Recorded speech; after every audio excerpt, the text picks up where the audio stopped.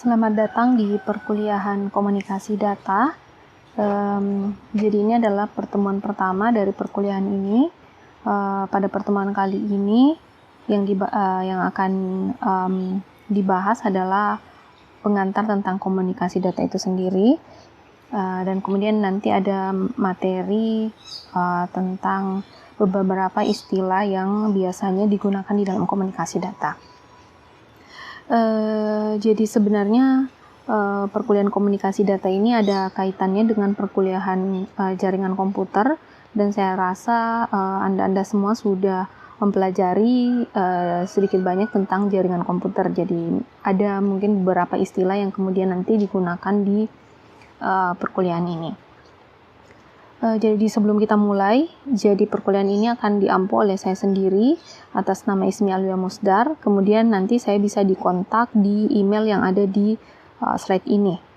Bisa dikontak lewat email, atau nanti ada juga di perkuliahan ini saya menggunakan selain Classroom Karisma, menggunakan juga Google Classroom. Jadi kalau ada pertanyaan terkait dengan mata kuliah ini, nanti bisa ditanyakan di Google Classroom-nya. Nah, untuk konten mata kuliah ini, jadi untuk 16 pertemuan ke depan, itu ada beberapa poin yang akan kita bahas, ada beberapa submateri yang dibahas tentang komunikasi data. Yang pertama adalah model sistem komunikasi, nanti yang akan kita bahas beberapa di pertemuan pertama ini. Kemudian ada media transmisi. Nah, mungkin media transmisi ini ada sedikit mengulang, jadi di jaringan komputer sepertinya sudah ada sedikit perkenalan tentang media transmisi, tapi nanti di sini akan saya jelaskan lagi sedikit, ya hitung-hitung untuk mengulang perkuliahan di jaringan komputer. Kemudian ada tentang pengodean data, ada teknik komunikasi data, kemudian ada deteksi dan koreksi kesalahan. Jadi pada saat data ditransmisikan, pada saat komunikasi itu bisa saja terjadi kesalahan yang kemudian mungkin bisa menyebabkan data yang ditransmisikan tidak sesuai dengan data yang dikirimkan, sehingga perlu adanya deteksi dan koreksi kesalahan. Nanti di sini ada beberapa metode yang bisa digunakan untuk mendeteksi dan mengoreksi apabila ada kesalahan data yang ditransmisikan. Kemudian ada data link control. Di sini nanti akan dibahas beberapa protokol dalam pengiriman data. Kemudian ada multiplexing. Dan yang terakhir ini mudah-mudahan kalau misalnya waktunya sampai, kita bahas tentang komunikasi telepon. Jadi perkembangannya seperti apa. Nah, untuk mata kuliah ini komponen penilaiannya bisa dilihat di slide 3. Jadi akan ada 3 bagian yang akan dinilai pada perkuliahan ini. Yang pertama ada tugas, kemudian ada ujian tengah semesternya, dan ada ujian akhir semester. Jadi untuk tugasnya nilainya adalah 40%, kemudian ujian tengah semesternya 30%, begitu pula dengan UAS-nya.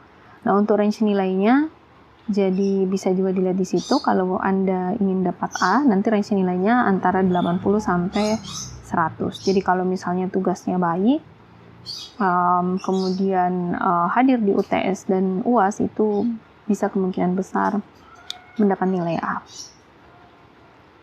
Nah, kemudian selain menggunakan Classroom Karisma yang sudah disediakan, itu juga saya menggunakan media Google Classroom, karena misalnya kalau tugasnya dalam bentuk menulis laporan, atau misalnya ada file yang diunggah, itu akan lebih nyaman digunakannya di Google Classroom. Jadi selain gabung di Classroom Karisma, silahkan gabung di Google Classroom-nya. Kodenya bisa dilihat di sini di slide 4, AWVV2HZ. Nah, kemudian nanti kalau ada pertanyaan bisa juga ditanyakan di halaman Google Classroom-nya. Nah, kemudian saya sendiri untuk referensi dalam perkuliahan ini menggunakan 2 buku yang ada di slide 5. Itu yang pertama ada buku Komunikasi Data karyanya Doni Arius dan Rumandri. Kemudian bisa juga yang lebih lengkap bacanya yang Data Communication and Networking. Nah, itu bisa baca 2 buku ini, tetapi saya juga tidak mewajibkan harus baca 2 buku ini. Kalau misalnya Anda punya referensi yang misalnya lebih mudah difahami dan lebih mudah diakses, ya silahkan menggunakan itu. Asalkan ya masih terkait dengan topik komunikasi data. Nah, di pertemuan kali ini, di slide 6, tadi saya katakan bahwa kita akan membahas tentang model sistem komunikasi. Jadi yang pertama ada kita bahas poinnya tentang pengantar komunikasi data. Nanti di sini lebih dipahami lagi kalau misalnya komunikasi data itu pengertiannya seperti apa, dan kemudian mudah-mudahan sudah ada gambaran mata kuliah ini akan berbicara tentang apa. Kemudian ada model komunikasi dasar, nanti di situ ditampilkan komponen-komponen apa saja yang harus ada di sebuah sistem yang kemudian dikatakan bisa saling berkomunikasi. Kemudian ada sedikit pembahasan tentang transmisi, yaitu transmisi analog dan digital. Kemudian ada konsep dan istilah-istilah, kemudian ada komponen-komponen sinyal. Nah, untuk pertemuan pertama ini nanti kita tidak sampai ke komponen sinyal, nanti ini dibahas pada pertemuan selanjutnya. Nah, apa tujuan pembelajaran perkuliahan ini? Nanti bisa dibaca di sini, di slide 7-nya. Nah, yang pertama, kalau kita menanyakan sebenarnya komunikasi data ini dia merupakan mata kuliah yang bicara tentang apa. Nah, kita harus pahami dulu definisi dari komunikasi data itu seperti apa. Atau misalnya sejarah kemudian munculnya topik atau bidang yang disebut dengan komunikasi data. Jadi pengertian dari komunikasi, nah apa yang dimaksud dengan komunikasi itu sendiri? Jadi kalau kita sebagai manusia, komunikasi itu adalah kemudian proses kita sebagai manusia menyampaikan informasi ke orang lain. Jadi semakin baik cara komunikasi yang kita lakukan, tentu saja informasi yang ingin kita sampaikan itu semakin baik sampainya atau semakin cepat. Jadi pengertian komunikasi itu sendiri bisa cara menyebarkan data dan informasi, kemudian jenis-jenis komunikasi kalau misalnya kita bicaranya dalam lingkup manusia itu bisa dilakukan dalam berbagai cara, bisa dalam bentuk berbicara, kemudian komunikasi juga bisa dalam bentuk tulisan ataupun misalnya dalam bentuk gerakan. Jadi untuk manusia sendiri cara komunikasinya itu bisa berbeda-beda. Namun komunikasi ini kalau misalnya hanya melibatkan manusia itu bisa ada batasannya. Jadi kalau misalnya ada batasan jarak, jadi untuk komunikasi secara langsung itu tentu saja dibutuhkan manusia berkumpul di tempat yang sama kalau misalnya tidak pakai media apa-apa. Jadi dibatasi jarak, kemudian ada waktu dan dibatasi oleh biaya. Nah, sedangkan tentu saja manusia sebagai makhluk sosial itu perlu melakukan komunikasi untuk kemudian memperlancar aktivitas sehari-harinya. Nah, jadi karena keterbatasan ini, kemudian nanti muncul teknologi bagaimana kemudian mengatasi komunikasi yang dilakukan oleh manusia di mana yang dibatasi oleh jarak, waktu, dan biaya. Nah, kemudian ada teknologi yang kemudian dikatakan dengan komunikasi data. Jadi teknik komunikasi data ini bisa dilihat di slide 9. Di situ dikatakan bahwa merupakan penggabungan antara metode telekomunikasi dan kemudian teknologi elektronika. Nah, itu kemudian menjadi sebuah topik atau bidang yang disebut dengan teknik komunikasi data. Nah, teknik komunikasi data ini yaitu dikembangkan untuk tadi saya katakan di sebelumnya bahwa untuk mengatasi komunikasi kemudian komunikasi manusia yang dia terbatas oleh jarak. Nah, sehingga teknik komunikasi ini dia bisa kemudian memfasilitasi manusia untuk bisa berkomunikasi dalam jarak yang jauh atau dibatasi oleh jarak. Nah, kalau misalnya dilihat dari sini gambarannya, tentu saja nanti topik tentang perkuliahan ini ada terkait dengan telekomunikasi itu sendiri dan teknologi elektronikanya. Nah, kalau mau dilihat di sini di slide 10, jadi definisi komunikasi data itu seperti apa? Nah, kemudian apa bedanya dengan teknologi elektronika ataupun teknologi telekomunikasi? Jadi komunikasi data merupakan cara mengirimkan data. Jadi topik ini akan memuat bagaimana cara mengirimkan data nanti menggunakan sistem transmisi elektronik. Nah, di sini jadi cara mengirimkan datanya ini masuk di telekomunikasi, kemudian sistem transmisi elektronik. Nah, dari satu komputer ke komputer lain atau dari satu komputer ke terminal tertentu. Nah, batasannya kalau misalnya sekarang ini tidak hanya kita berbicara dari satu komputer ke komputer lain karena ada banyak kemudian teknologi yang dijadikan terminal atau misalnya yang bisa terkoneksi satu sama lain untuk menjembatani komunikasi antar manusia. Jadi bisa saja itu seperti smartphone sekarang ini, telepon, dan sebagainya. Jadi bagaimana cara mengirimkan data? Nanti secara garis besar perkuliahan ini berbicara tentang bagaimana data dikirimkan melalui sistem transmisi elektronik, itu dari satu device bisa dilakukan begitu ke device yang lain, atau ini satu komputer ke terminal tertentu. Nah, kemudian pertanyaannya adalah kalau kita mau mempelajari bagaimana cara kemudian tadi informasi atau data dikirimkan di dalam satu komputer ke komputer yang lain, itu kita bisa lihat di slide 11. Jadi itu ada model komunikasi dasar. Jadi komponen-komponen apa saja yang kemudian harus ada untuk kemudian memungkinkan dua buah device atau lebih itu saling berkomunikasi atau bisa mentransmisikan informasi yang diinginkan oleh penggunanya. Nah, bisa dilihat di slide 11, di situ model komunikasi melibatkan beberapa komponen. Yang pertama di sini bisa dilihat ada agen. Agen ini bisa termasuk manusia yang akan mengirimkan data ke manusia lain atau orang lain. Jadi ada sistem sumber di sini.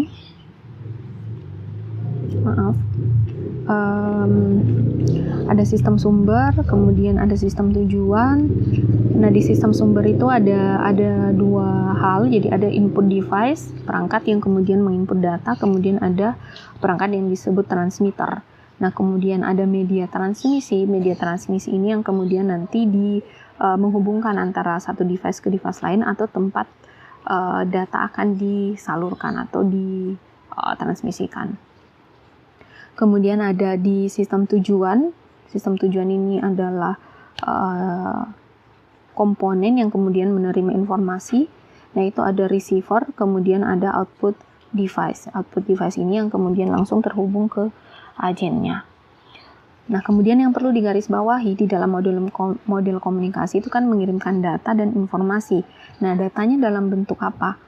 Nah, datanya dalam bentuk sinyal elektromagnetik. Jadi informasi yang akan dikirimkan oleh agen itu nanti akan diubah ke dalam bentuk sinyal ini. Nah, makanya nanti di perkuliahan ini nanti kita berbicara tentang teknik coding atau bagaimana merubah data atau informasi ke dalam bentuk sinyal elektromagnetik agar bisa dilewati oleh media transmisi yang ada. Nah, yang pertama komponen yang kita bicarakan di sini dalam model komunikasi sederhana itu ada sistem sumber. Jadi sistem sumber ini adalah sistem asal dari informasi yang akan ditransmisikan atau yang akan dikirimkan. Nah, di situ ada input device. Input device ini bisa macam-macam. Jadi di situ simbolnya saya taruh komputer, tapi yang berperan sebagai input device tidak hanya komputer, bisa saja seperti handphone atau misalnya ada sensor mungkin dan sebagainya. Kemudian ada transmitter.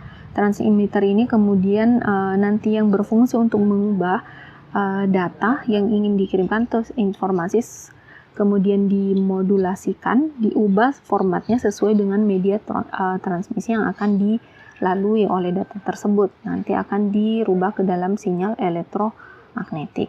Nah, kemudian di sistem selanjutnya ada, ini transmitter. Tadi di sini saya jelaskan bahwa informasi yang akan dikirim menjadi bentuk yang sesuai dengan media transmisi yang digunakan. Nah, jadi media transmisi ini juga ada macam-macam dan ini juga masuk dalam pembahasan di perkuliahan ini. Nah, kemudian data tersebut akan dirubah menjadi format seperti apa? Nah, itu disesuaikan dengan media transmisi yang digunakan oleh komunikasi yang dilakukan. Jadi transmitter ini contoh dari jenis sinyal elektromagnetik yang kemudian diubah oleh transmitter. Itu bisa pulsa listrik, kemudian bisa gelombang elektromagnetik, atau misalnya dirubah dalam PCM, pulse code modulation. Nah, kemudian ada media transmisi di sini. Jadi media transmisi ini sama dengan jalur transmisi. Kalau misalnya kita analogikan kita ingin berpindah dari satu tempat ke tempat lain, itu kita membutuhkan jalan. Nah, ini sama dengan analoginya seperti jalan tersebut. Jadi media transmisi ini tempat nanti disalurkannya informasi ke kemudian tempat tujuannya. Media transmisi ini kemudian bisa kabel. Kita pakai kabel, ada jenis-jenis beberapa kabel, mungkin ini sudah dikenal di mata kuliah jaringan komputer. Itu ada beberapa jenis kabel yang bisa digunakan, atau bisa menggunakan gelombang elektromagnetik, atau misalnya media transmisi ini yang tidak menggunakan media fisik atau tidak menggunakan kabel. Jadi pakai media perantaranya pakai gelombang elektromagnetik. Nah, kemudian komponen yang ketiga itu adalah sistem tujuan. Nah, sistem tujuan ini tentu saja adalah sistem yang akan menerima sinyal dari sistem sumber atau menerima data yang dikirimkan. Nah, di situ contohnya adalah modem. Nah, biasanya modem ini yang menerima kemudian sinyal atau data yang akan dimodulasikan dan menjadi informasi yang kemudian bisa dibaca oleh agen.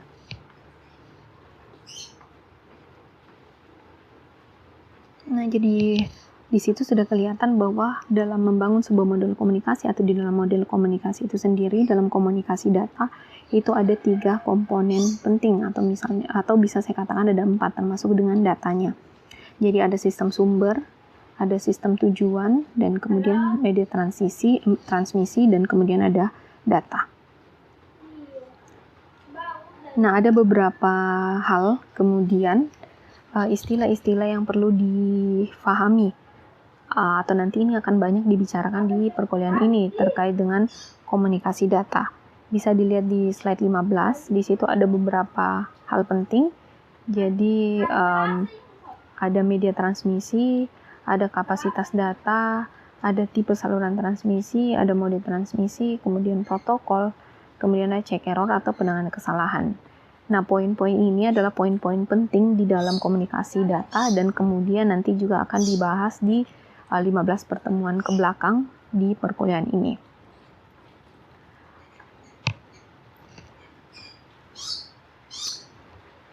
Nah, tadi kalau misalnya dilihat di model dasar dari komunikasi data, itu ada satu komponen yang dikatakan dengan media transmisi. Nah, tadi dikatakan bahwa data yang akan ditransmisikan itu akan dirubah menjadi bentuk sesuai dengan media transmisinya. Nah, yang ditransmisikan itu bukan kemudian huruf kalau kita misalnya menginputkan sebuah kata, atau juga misalnya bukan suaranya langsung, tetapi data-data tersebut itu akan dirubah ke dalam bentuk sinyal, karena yang akan dilewati, yang bisa kemudian dihantarkan oleh media transmisi adalah dalam bentuk sinyal. Nah, untuk transmisi datanya ini dalam bentuk sinyal dibagi atas 2, yaitu ada sinyal analog, jadi datanya diubah menjadi sinyal analog, dan ada sinyal digital. Nah, bisa dilihat di slide 16, kalau misalnya sinyal analog, itu nanti data-data analog ini dirubahnya ke sinyal analog, biasanya dalam bentuk suara, kemudian ada audio, dan kemudian ada video. Nah, kemudian untuk sinyal-sinyal digital itu dari data digital seperti teks, bilangan, karakter, ataupun misalnya gambar. Tetapi tidak memungkinkan kemudian kalau data-data digital itu kemudian bisa diubah ke dalam bentuk sinyal analog. Tetapi pada dasarnya bentuknya seperti ini. Jadi kalau data analog itu dalam bentuk sinyal analog, representasinya seperti ini. Kemudian kalau data digital seperti teks, bilangan, karakter, gambar, ini biasanya dalam bentuk digit 1 atau 0, representasinya seperti pada gambar di sini. Jadi dalam bentuk nilai. Nah, yang di atas ini biasanya bernilai 1, kemudian yang di bawah ini itu bernilai 0. Jadi 1, 0.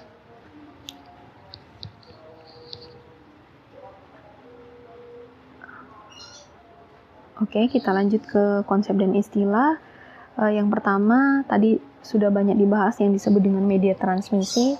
Jadi pada dasarnya secara garis besar media transmisi bagi atas 2, yaitu media yang terpadu atau terpandu maksudnya, atau guided media. Ini segala jenis media transmisi yang dalam bentuk kabel, ada bentuk fisiknya, itu disebut dengan media terpandu atau guided media, di mana sinyalnya memang ada bentuk fisik yang dilalui, ada jalur fisik yang dilalui seperti kabel ini.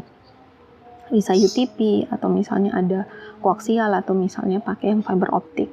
Nah, kemudian ada media transmisi yang unguided media atau tidak terpandu, tidak ada bentuk fisiknya. Itu seperti misalnya gelombang radio yang kita biasa gunakan pakai wifi, kemudian ada bluetooth, ada infrared. Nah, ini kan tidak ada kemudian media fisiknya, dia tetap dalam bentuk gelombang.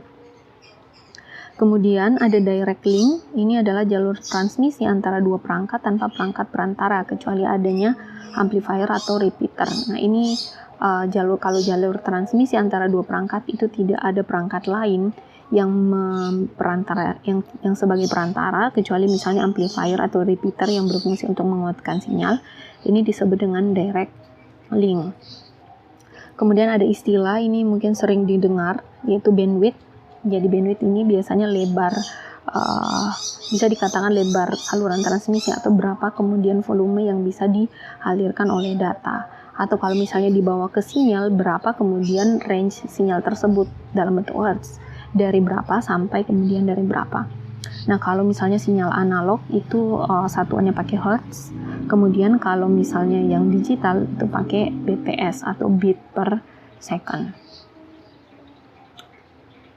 Kemudian sistem transmisi itu dibagi 3, jadi ada yang simplex mode, ada yang half duplex mode, ada yang full duplex. Jadi bagaimana kemudian data ditransmisikan sistemnya. Kalau misalnya yang simplex mode itu adalah kalau ada dua kemudian terminal atau dua device yang saling berkomunikasi, yang satunya hanya bisa sebagai pengirim dan yang satunya hanya bisa sebagai penerima. Nah, ini mungkin kalau analoginya itu keyboard dan kemudian layar. Nah, kalau keyboard itu sebagai pengirim datanya, penginput data, kemudian layarnya sebagai penerima. Atau misalnya kalau kita bisa lihat komunikasi antara televisi kita dengan misalnya sebuah kemudian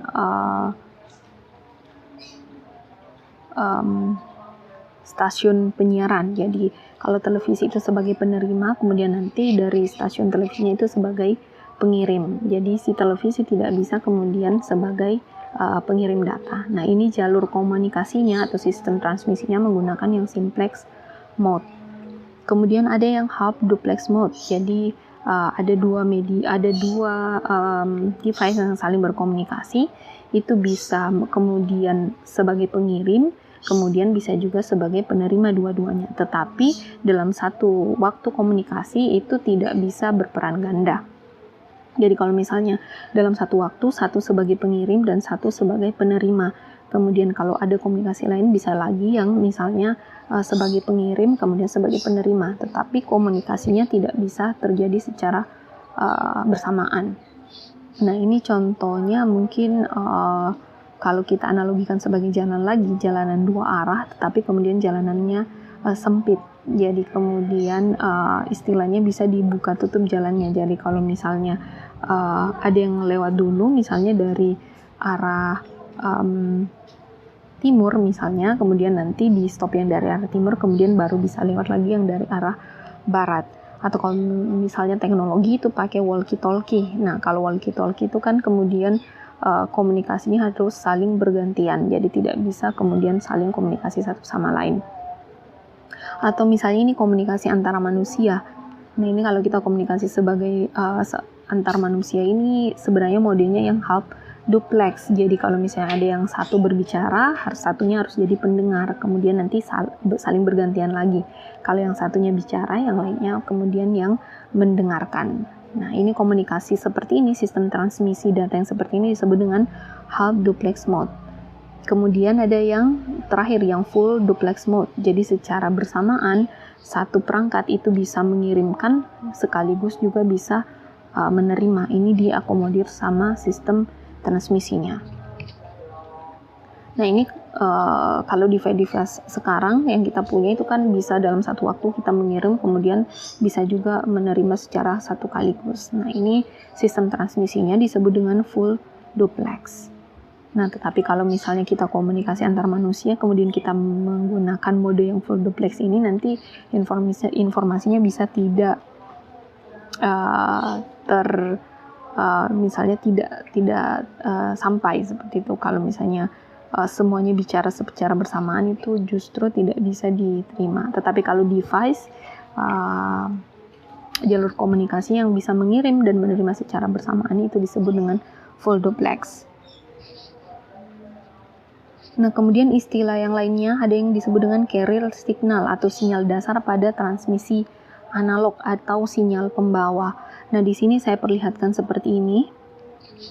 Jadi, sinyal pembawa, nah kalau ingin ditransmisikan itu ada sinyal yang kemudian digunakan untuk transmisi.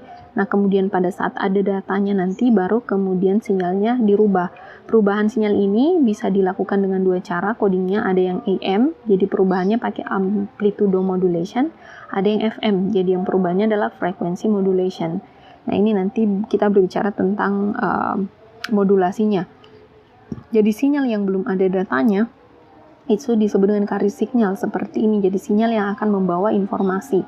Nah, kalau misalnya sinyal yang sudah ada informasinya, itu tergantung teknik modulasinya lagi. Kalau pakai yang amplitudo, nanti akan berubah sinyalnya seperti yang kedua ini. Kalau misalnya dia teknik modulasinya pakai yang frekuensi, perubahan frekuensi, nanti akan seperti di bawah ini.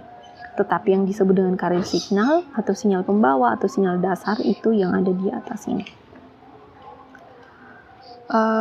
Kemudian ada baud rate, jadi jumlah elemen sinyal per detiknya, itu disebut dengan baud rate. Nah, oke, untuk perkuliahan pertama ini saya kira cukup sekian. Nanti untuk pertemuan minggu depan kita akan membahas tentang data dan sinyal.